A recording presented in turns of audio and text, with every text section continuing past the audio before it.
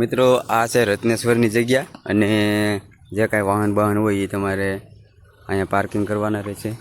અહીંયા ગાડી પાર્કિંગ કરી છે અમે ને હવે આપણે મંદિર તરફ જઈએ. ને અહીંયા જો રત્નેશ્વર મહાદેવ લખેલું છે, જય રત્નેશ્વર મહાદેવ.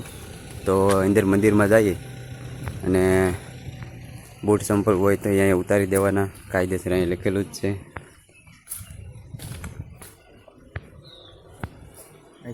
અહીંયા ઓટોમેટિક લાઇટ છે કે જાતો? હા જો, વાહ ભાઈ, અંદર જઈએ એટલે જો ઓટોમેટિક લાઇટ થઈ જાય.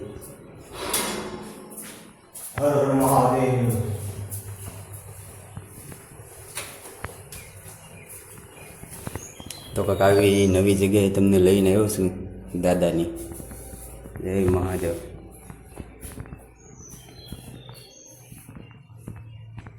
થોડીક લાઇટ કરી નાખું.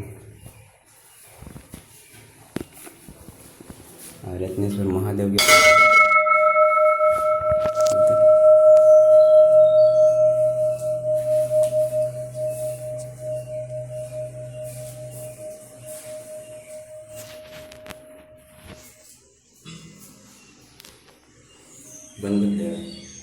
તરફ જઈએ અને નાથી પછી દરિયા તરફ તમને લઈ જવાનો છે હું.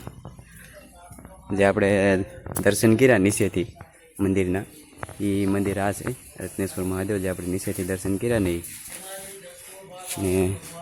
હવે અહીંથી આપણે અમે આગળ જઈએ દરિયા તરફ. બહાર નીકળીએ ને એવો આપણે દરિયાનો નજારો જોવા મળે છે. જેમ કે અહીંયા બેઠી ને તમે દરિયાનો નજારો નિહાળી શકો છો. આવો તમને જરાક અહીંથી પણ બતાવી દઉં છું કે અહીંયા બેહા પણ તમે દરિયાનો નજારો નિહાળી શકો છો. કેટલો સરસ વાતાવરણ અને વ્યૂ દેખાય છે. જો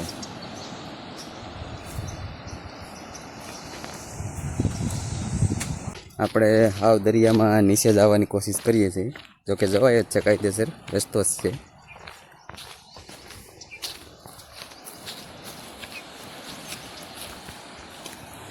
તો કાંઈક આવો નજારો આવે છે દરિયાનો, દરિયા કિનારાનો.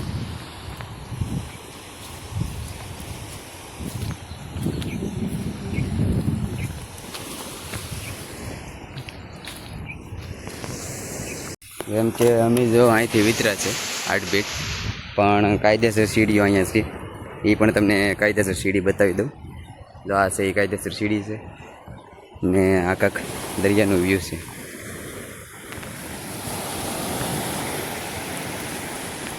તો આવો નજારો રત્નેશ્વર મહાદેવ રોઈસા ગામ પછી જે રત્નેશ્વર મહાદેવનો નજારો છે કાંક એ આ રીતનો છે. દરિયાને કિનારે દરિયાની ભેખડી ઉપર દાદા બેઠા છે અને કાંક આવો વ્યૂ આવે છે. તો તમે નિહાળી શકો છો.